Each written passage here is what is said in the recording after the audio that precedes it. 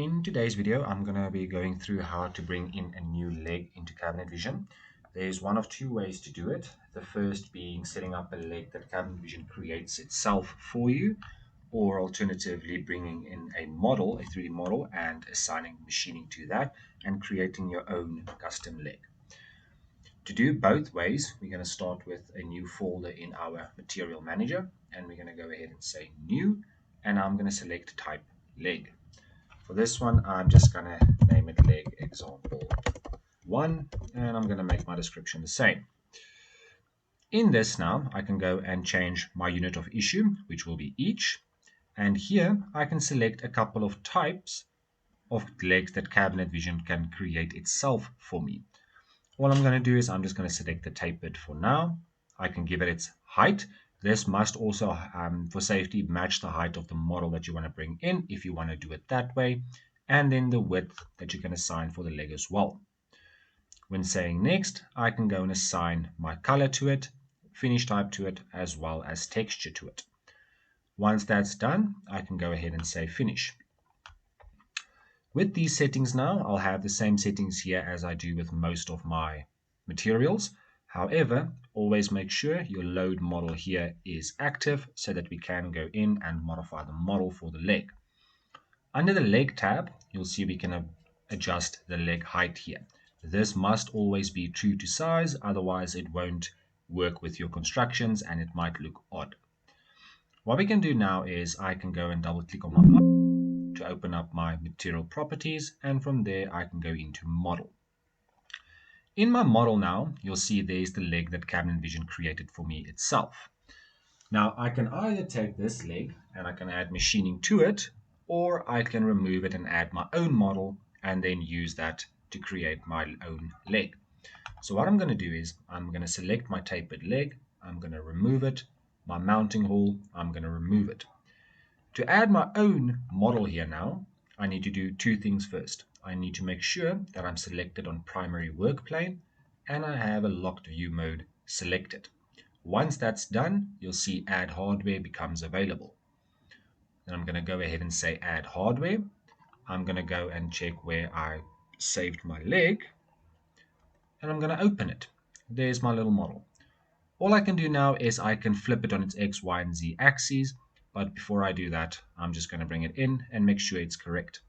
So I'll see now my leg is on the wrong axis. So all I'm going to do is I'm going to remove it. Follow the same steps again. Add hardware. Open the same model. And all I'm going to do is I'm going to flip it now onto the correct axis, which should be that. I'm going to say OK. And there's my model now. Most important thing that you need to remember now is I need to add equations to this model to make sure that it is locked in the dead center of this green box. Because when Cabinet Vision controls the legs, it doesn't control the model, it modifies and controls that green box, or known as primary work plane. So all I need to do, and these steps will follow always on all of the legs that you modify and bring in, I can go and select my layer 0 here, which is my leg model. I'm going to go and rename it to leg, and I'm going to add equations on its X and Y values. All I'm going to do is I'm going to select the three dots, equation, and I'm going to say minus dx / 2. All that does is it tells it to take its own dx value, move to the negative, and divide it by 2, which will give me minus 22.5. Okay, and now you'll see, if I go to my top view, on my center point, from there, it's 63.5 millimeters, and to the right, 63.5 millimeters. Now I can go ahead and do the same on my y-axis, and all I'm going to say is minus dy / 2. It gives me the same value, locking it dead center. The reason why we put these values in is because you'll see the snapping point for my model is top left corner. This just basically forces it to follow dead center of the leg.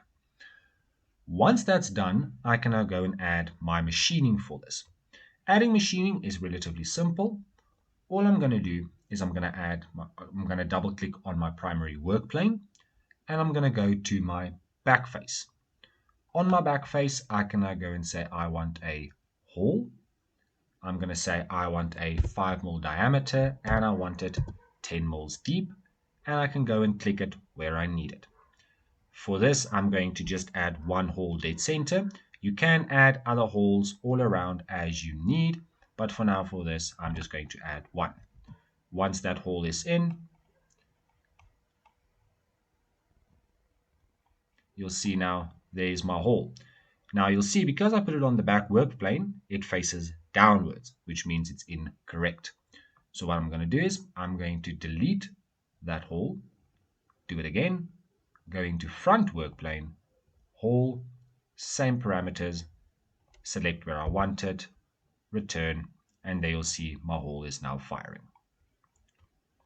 Bringing in the model always follows those exact same steps, exact same equations on my materials, on my model material, and my front hole I can just place where I need because its reference point is already dead center of the hole. In the next steps, I'm going to show you guys how to create a cabinet using this leg in your material schedule.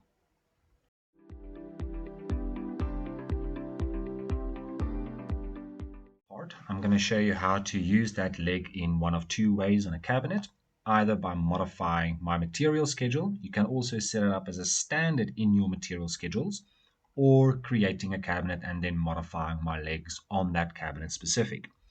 So what I'm going to do is I'm just going to go modify for this job, and then on my material schedule under leg and leg leveler, you'll see I added my leg to those both. Once that is done, you'll see that on my cabinets, it is now using those legs. You'll see also my machining is firing into my bottom, meaning the leg is working correctly. The other way that I can now go and change my legs on this is I can change it from my section view on my cabinet, properties, legs, and I can go and select my leg from here that I want to use. Now, every single leg that is available in your material library will automatically be set here. Just always make sure that the height of the leg matches the height of your toe from your construction method. Otherwise, you might have a toe height of 200 with a leg of 100 millimeters doing that. That's it for this video. Thank you guys, and I will see you in the next one.